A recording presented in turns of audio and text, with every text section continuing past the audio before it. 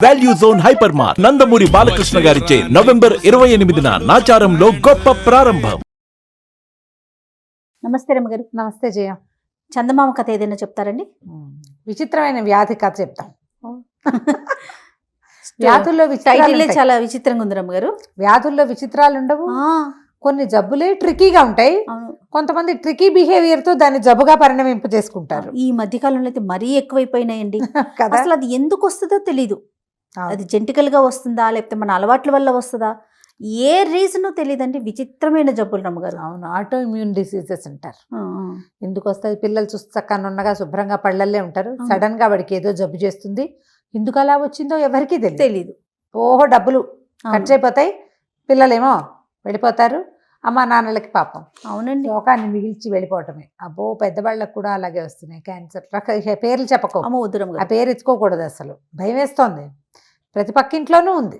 అవునండి. ఈ విచిత్రమైన వ్యాధి ఇంకా విచిత్రమైంది. ఒక ఊళ్ళో, పల్లెటూరులో ఓ సాయమ్మ, రంగన్న భార్యాభర్తలు ఉన్నారు. వీళ్ళు ఏంటంటే కొంచెం పెద్దవాళ్ళు అయిపోయారు, మధ్య వయస్సు దాటారు, పిల్లలు కలగల. వాళ్ళిద్దరే ఉంటుండేవాళ్ళు. ఏదో చిన్న పొన్న వాదనలు మొదలుపెట్టి చిలికి చిలికి గాలివానయ్యి ఆ రంగన్న పెళ్ళాన్ని 4 కొట్టి రుసరుసలాడుతూ బయటికి వెళ్ళిపోయేవాడు. ఎప్పుడూ దెబ్బలు తినేది. మళ్ళీ సాయంత్రం మామూలుగానే ఉంటాడు. ఓకే.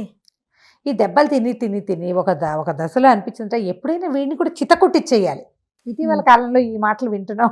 ఒకసారి పోలీస్ స్టేషన్లో పెట్టి ఉతికిచ్చేసేయాలి అని భర్తలను ఉతికించాలని భావించే భార్యలు ఇప్పుడు కనపడుతున్నారు బాగా. పాతకాలంలో కూడా ఉండేవాళ్ళు. ఎవరైనా సరే వీడిని తంతే గానీ ఆ తన్నుల నొప్పేంటో వీడికి తెలియదు. ఇంత వయసు వచ్చింది, ఇంకా నేను దెబ్బలు తినాలా అలా అనిపించేది.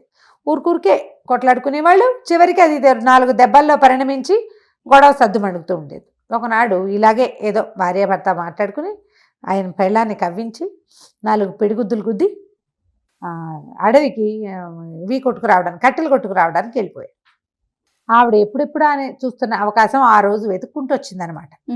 ఏమైంది? అటాగా రంగన్న అటు వెళ్ళిపోయాక ఒక అరగంట గంట తర్వాత ఈవిడేదో మెల్లిగా లేచి ఇంట్లో పని చేసుకుంటుంటే జమీందార్ గారి పని వాళ్ళు ఒక 4 వచ్చారు.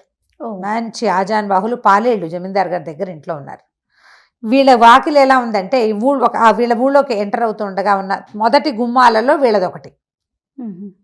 వాళ్ళు ఊళ్ళోకి వచ్చి మిగిలిన గుమ్మాలు కాస్త గడియలు పెట్టున్నాయి బయట వైపు, పొలం పనులకు వెళ్ళిపోయి. ఇక్కడ పొలం పనులు లేవు వీళ్ళకి. ఆయన కొట్టలు కొట్టడానికి వెళ్ళాడు, ఈవిడ ఇంట్లోనే ఉంది. గుమ్మం జారేస్తుంది.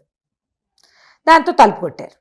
కొట్టి ఈ ఊళ్ళో ఎవరైనా చిట్కా వైద్యులు ఉన్నారా అని అడగడానికి వచ్చారు. ఏమిటంటే జమీందార్ గారి అమ్మాయికి ఏదో విచిత్రమైన వ్యాధి వచ్చింది. ఆ వ్యాధికి గుణం కనపట్టాల ఎంతమంది వైద్యులు వచ్చినా. అందుకని ఏదైనా చిట్కా వైద్యం ఫలిస్తుందని ప్రతి ఊరికి 4 సైనికులను చొప్పున పంపారు.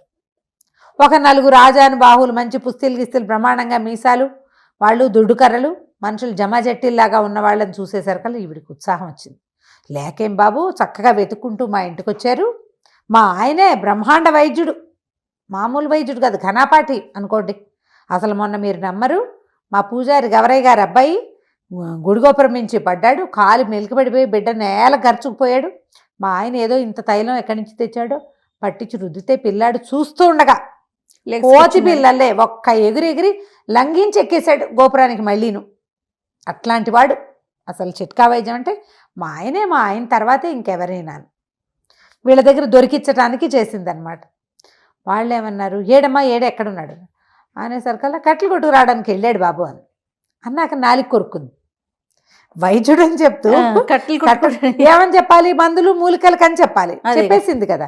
చెప్పేయంగానే వాళ్ళు అన్నారు, అదేంటమ్మా అంత ఘన వైద్యుడు అంటివి, ఆయన అటైటా వెళ్ళాడు, కట్టెలు కొట్టడానికి ఇంకెవరు లేరా ఏమిటమ్మా అంటే, అదేనండి మా ఆయన వింత, మా ఆయన భలే విచిత్రంగా ప్రవర్తిస్తాడు, అచ్చు కాపల్లే ప్రవర్తిస్తాడు.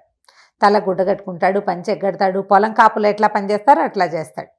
అసలు ఒక్కొక్కళ్ళకైతే మాటామంతి లేకుండా వెళ్ళిపోతాడు. ఆయన కొంచెం కోపిష్టివాడు కదా, ఎవరైనా కనపడితే మొహం మార్చుకుంటాడు, కోపిష్టివాడిగా ఉంటాడు.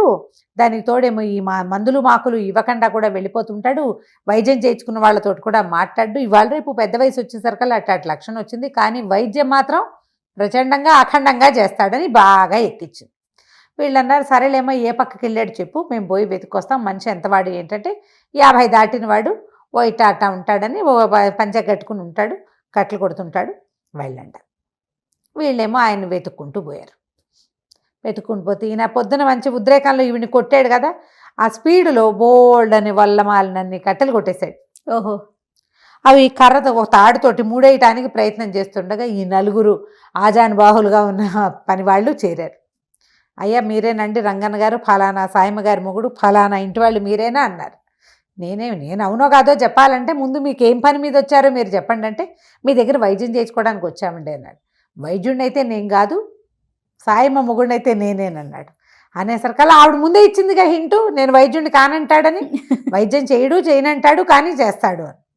బాబు అట్లా కాదండి, జమీందార్ గారు అమ్మాయికి చాలా జబ్బు చేసింది, మీరు వచ్చి మీ చిట్కా వైద్యంతో పిల్లని రక్షించాలి, జమీందార్ గారు చాలా కష్టపడుతున్నాడు, బోళ్ళంత డబ్బిస్తారు, ఎంతమందో వైద్యులను చూసాం, పిల్లకి గుణం కనపడలేదు అనేసరికల్లా ఈయన ఏమనుకున్నాడు, సరే ఫోన్లే అదేంటో వెళ్ళి చూసొస్తే సరిపోతుంది కదా, ఏమైతే అదైందని మరి మోపు ఎత్తుకోండి అంటే వాళ్ళు నలుగురు చిన్న చిన్న మోపులు చేసి తలా ఒక మోపు ఎత్తుకొచ్చారు.